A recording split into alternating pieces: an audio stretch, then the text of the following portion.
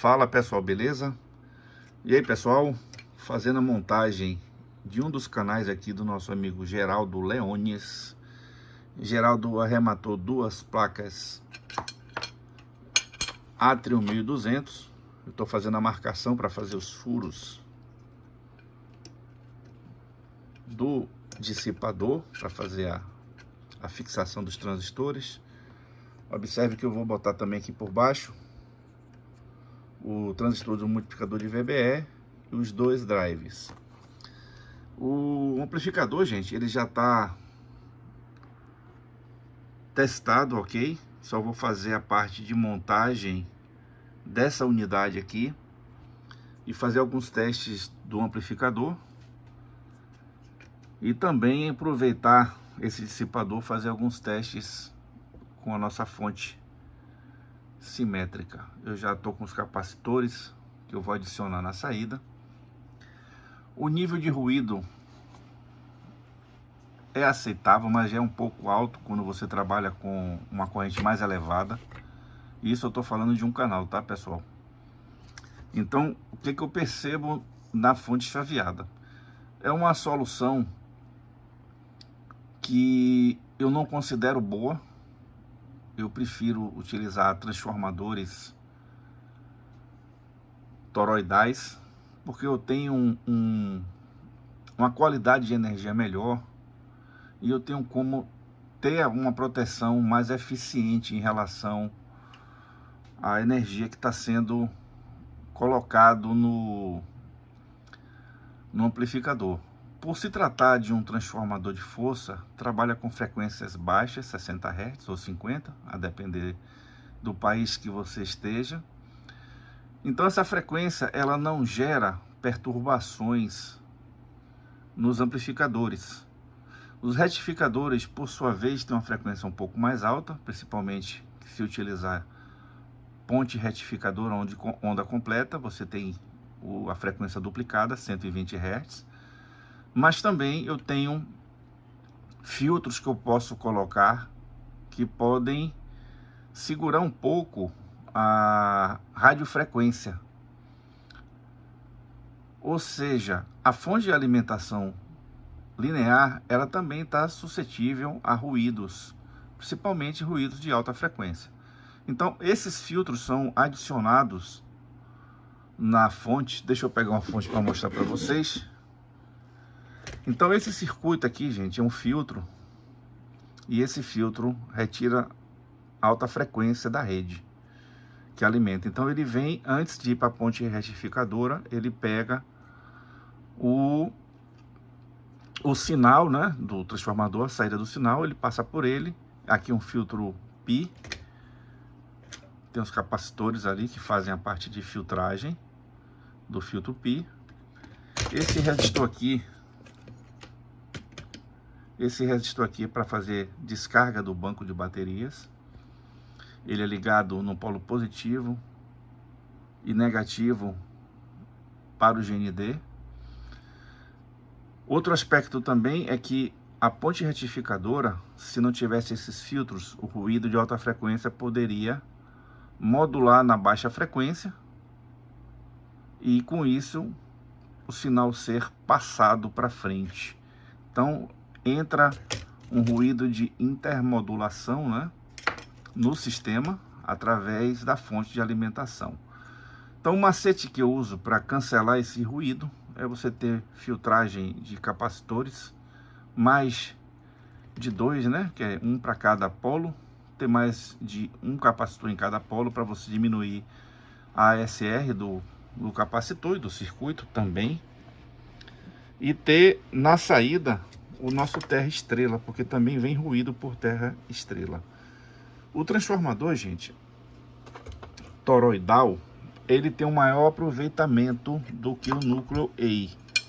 Então você tem que ter cuidado quando você for trabalhar com transformadores de núcleo IE, e sempre trabalhar ele, se foram dois, trabalhar invertido, ok? Para evitar que um induza o outro e possa ter o cancelamento também do campo, reduzindo a eficiência do transformador. Já o transformador toroidal, que é um transformador melhorado aí, porque é uma toroide, né? Então você tem o campo eletromagnético praticamente no interior do núcleo, né? Mas é um transformador, gente, que ele tem uma certa robustez em relação à fonte chaveada. Tem a proteção galvânica e, a depender do coeficiente K do transformador, você tem bloqueios de harmônicos. Isso é uma técnica utilizada também em no-breaks e estabilizadores de tensão. O que acontece? Se você trabalha com seu núcleo no limite, qualquer corrente excessiva vai ser processada pelo transformador, né? E vai ser tratado como calor, ou seja, essa energia que vai a mais aí no transformador toroidal, ou núcleo aí também, ele vai ser dispersado através do calor. Então, como a toroide ele tem uma dissipação boa de calor, porque ele provoca um anel de energia, propriamente dito, e com isso você tem uma dissipação melhor do calor e uma aproveitação do campo magnético do transformador. Então, para amplificadores de alto rendimento, eu sempre digo, transformador toroidal ele é melhor, inclusive até para evitar ruídos no próprio amplificador. Efetivamente, o núcleo A, né, que é o quadradão, é utilizado, mas eu sempre indico utilizar um transformador para cada amplificador.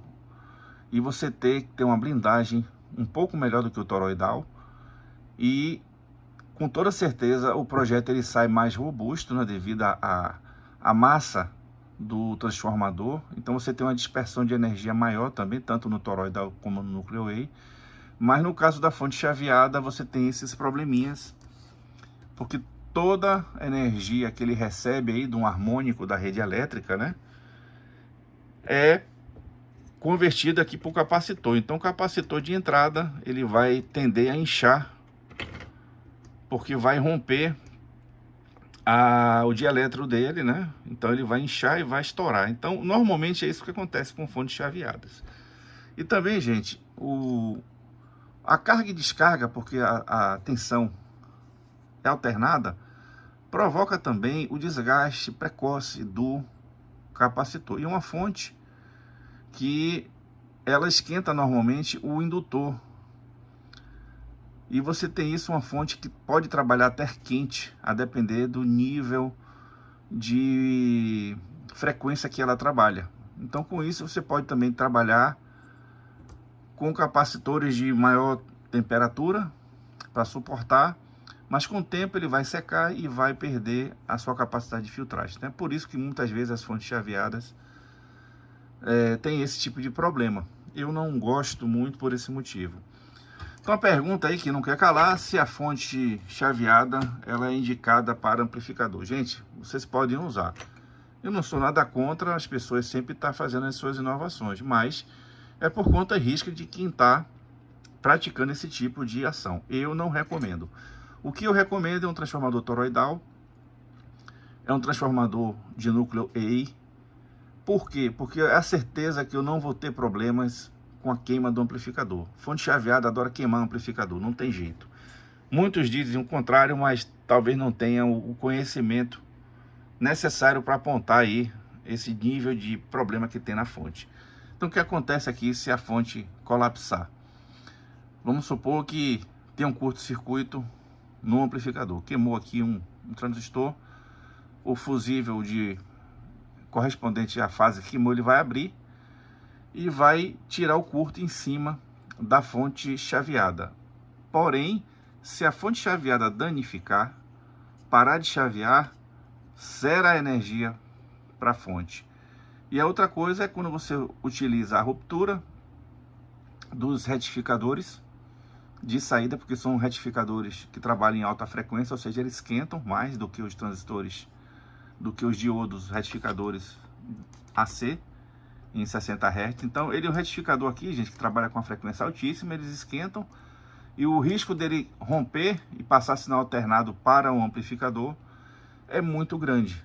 E com isso você sai lambendo aí todo o circuito do amplificador, porque vai entrar um curto-circuito, os transistores de saída vão queimar, e se o transistor, se não tiver esse fusível de proteção aqui, o prejuízo é maior. Se tiver, ele vai romper, vai parar com dano, mas em compensação, a fonte de alimentação, para você tentar reparar aí, vai ser complicado.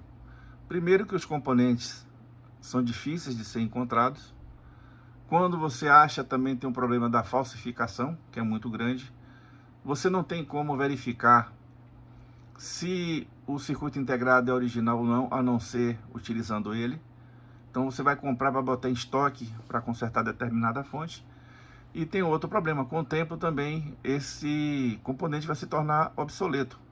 Só para você ter ideia, tem um circuito de fonte chaveada aqui que não é mais utilizado devido à tecnologia, ou seja, as frequências aumentaram, a configuração aumentou, melhorou, entre aspas. Então o que acontece?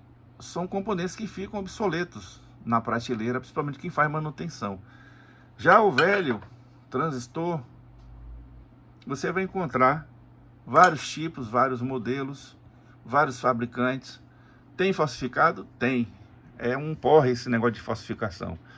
Mas eu lhe digo para os senhores, é preferível você ter como testar quando você compra e poder devolver, né, reaver seu capital investido, ou você utilizar outro tipo de transistor de saída. Transistores bipolares, gente, eles são comuns, ele tem uma necessidade porque eles trabalham com corrente. Já os MOSFETs trabalham com a tensão, ou seja, o disparo dele é através da tensão. Já o caso do transistor convencional, o BJT, ele é acionado pela corrente. Então, gente, essa aí é a principal diferença da fonte chaveada para a fonte linear. A fonte linear tem suas desvantagens, porque realmente precisa consumir mais para fornecer mais energia, ou seja, de 100% que ela consegue colocar para fora, né? Fora o consumo da própria fonte, você no amplificador de classe AB, você só recupera até 60% se o amplificador for bom. Já nos amplificadores de classe D, eles têm um aproveitamento energético bem melhor do que o classe AB, só que peca pela qualidade. Quem compra um som para ouvir qualidade, não vai querer um amplificador classe D, nem, né? Então o que acontece? Você fica refém da tecnologia, e com isso você tem um problema de conformidade, ou seja, se você compra o equipamento para seu uso, praticamente com o tempo você vai ter que substituí-lo. A pergunta que não quer calar: o amplificador classe D tem futuro? Como eu sempre digo, o amplificador classe D tem sua finalidade.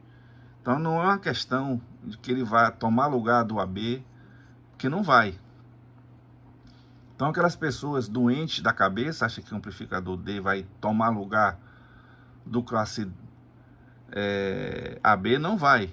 Você pode ter tipos de finalidades distintas. Exemplo, quero usar um amplificador para sonorizar um ambiente onde eu tenho um módulo portátil. O classe D atende perfeitamente.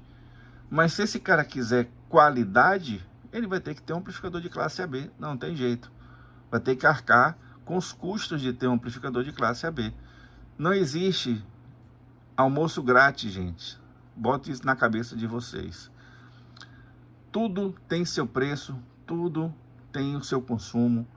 Então, as pessoas que compram, que eu já percebi, amplificador classe D, eles não compram os melhores classe D porque custam caro. Eles não compram os melhores amplificador classe AB porque são caros também. Ele compra o que agrada o bolso deles. E eu digo para vocês, essas pessoas têm razão. Eu não posso comprar uma coisa que eu não tenha capital para poder investir.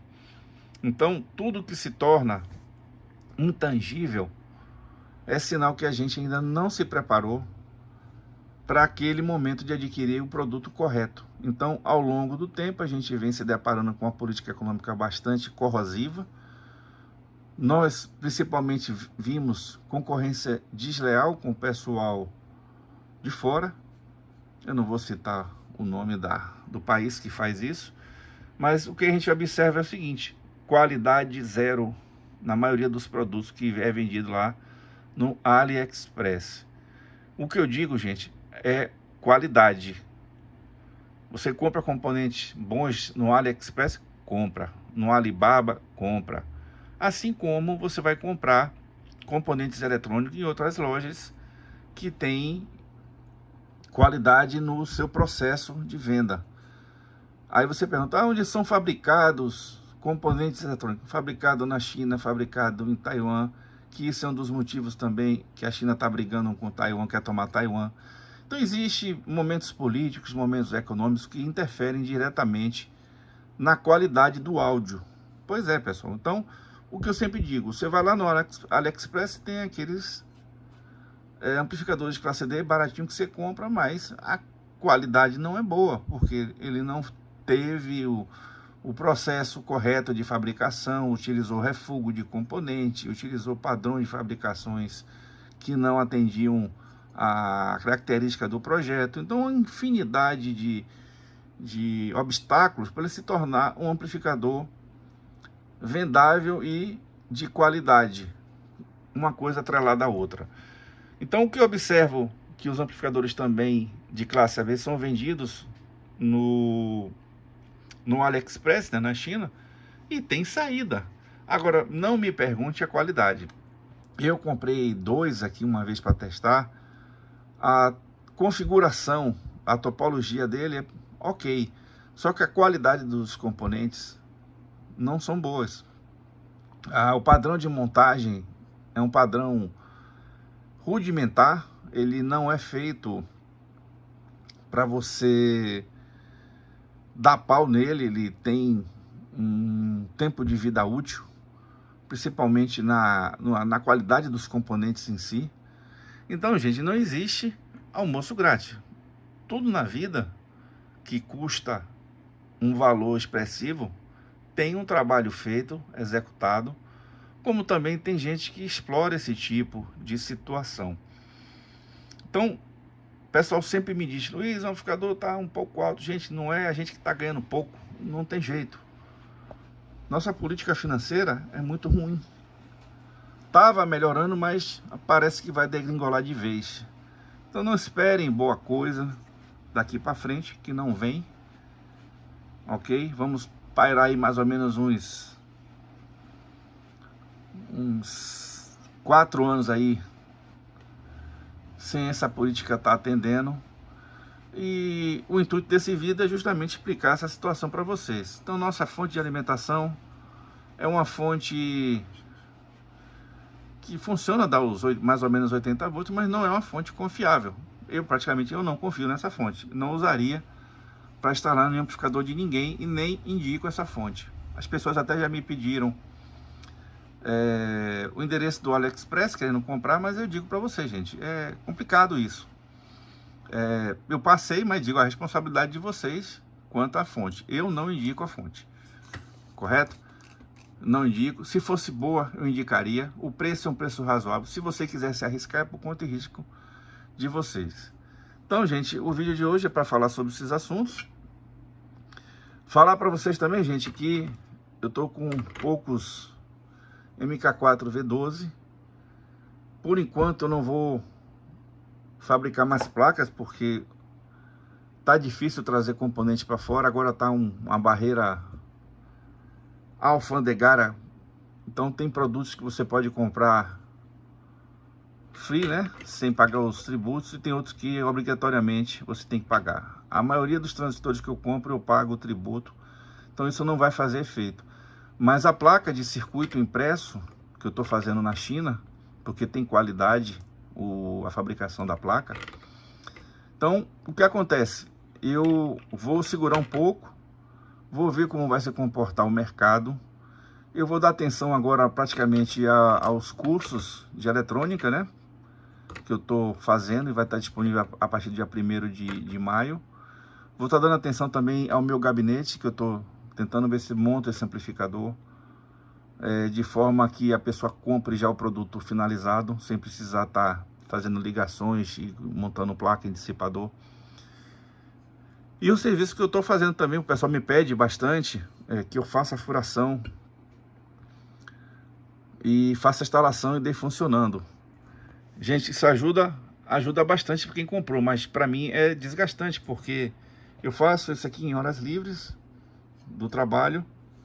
É um trabalho tanto quanto cansativo e complexo, porque você tem que ter um padrão de furação, tem que ter um padrão de montagem. Às vezes não satisfaz a quem compra, mas eu digo para vocês, a tendência do mercado é que os amplificadores de boa qualidade retornem. Transformadores toroidais existem, sempre vai existir.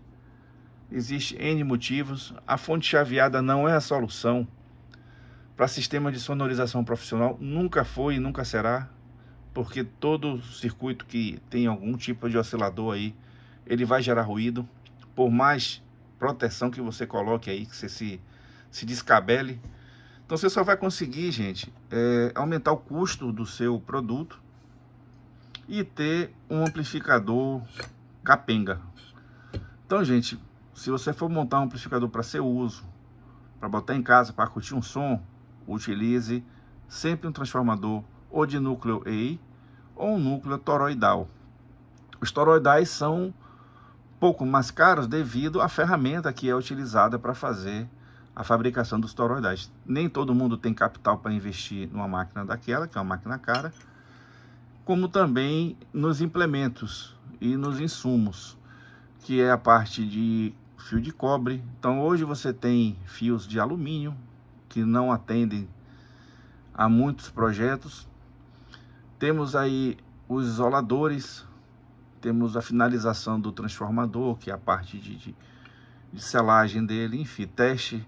É um transformador bom? É. Então, se você for pensar em montar um amplificador hoje, faça de forma a você ter um equilíbrio, não gastar muito, nem evitar ter prejuízo com amplificadores que não vale a pena.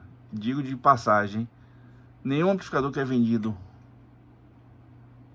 no AliExpress de classe D ou AB tem qualidade. Vai apresentar algum defeito e o pior, você não tem como reclamar. Para mim, isso é um dos piores defeitos do amplificador, não poder reclamar com quem produziu, e com isso você fica com o seu capital empatado. Então, gente, eu sei que os amplificadores não são baratos, mas também não são caros, porque só eu sei o trabalho que dá para montar. As pessoas têm a mania de sempre depreciar a mão de obra, que é uma coisa que eu abomino, é você depreciar a mão de obra de um profissional. Eu digo sempre, se eu não posso pagar esse, eu pago outro profissional para fazer, contanto que tenha o mínimo de perda possível. É aquele caso, né? Se você tem um médico que você confia, para que arriscar naquele médico que cobra pouco? Então, quanto é que vale a sua vida? Então, isso eu tiro como referência para todas as minhas empreitadas de trabalho, seja pedreiro, seja carpinteiro, gesseiro, médico, advogado. Então é sempre bom você se cercar de bons profissionais, para quando você for reclamar, você ter uma pessoa que possa lhe atender à altura. Então é isso aí, pessoal. O vídeo de hoje é para mostrar para vocês que a gente trabalha aqui montando no dissipador, caso vocês queiram. É um tempo que eu dedico até para esfriar a cabeça, né? Fazer esse tipo de atividade. Mas eu não tenho muito tempo e é um trabalho que demora um pouco para sair. Então, se você quiser, eu faço essa montagem para você. Agora vai custar uns dias a mais aí, tá certo, gente? É só pedir um orçamento que eu passo para vocês sem nenhum tipo de problema. Quem quer ainda, gente, um amplificador Atrium já foram vendidos aí 22 pares de Atrium. Eu fiz poucas placas porque é um amplificador trabalhoso. E com isso você pode ter aí amplificadores de nível profissional. Tipo, se você quiser colocar no seu SA4, SA3. Eu estou montando um SA3 aqui com 2 Atriums, mantendo, né, evidente, a mesma potência do SA3, mas com a qualidade impecável do áudio. Então, forte abraço para todos vocês, gente. Muito obrigado por assistir nossos vídeos, dar aquele apoio que é muito importante. Não deixe de dar um like. O like faz a gente pegar notoriedade aí no YouTube e que outras pessoas possam também assistir o vídeo, tá? E melhor nos remunerar, os criadores de vídeo e de conteúdo aqui do YouTube. Ok, pessoal? Temos também um canal no Rumble, tá? Já estamos subindo alguns vídeos. Quem quiser também pode nos procurar no Rumble. É uma plataforma nova e que tem um desafio aí muito grande em relação ao YouTube. Então é isso aí, pessoal. Aquele abraço. Até a próxima.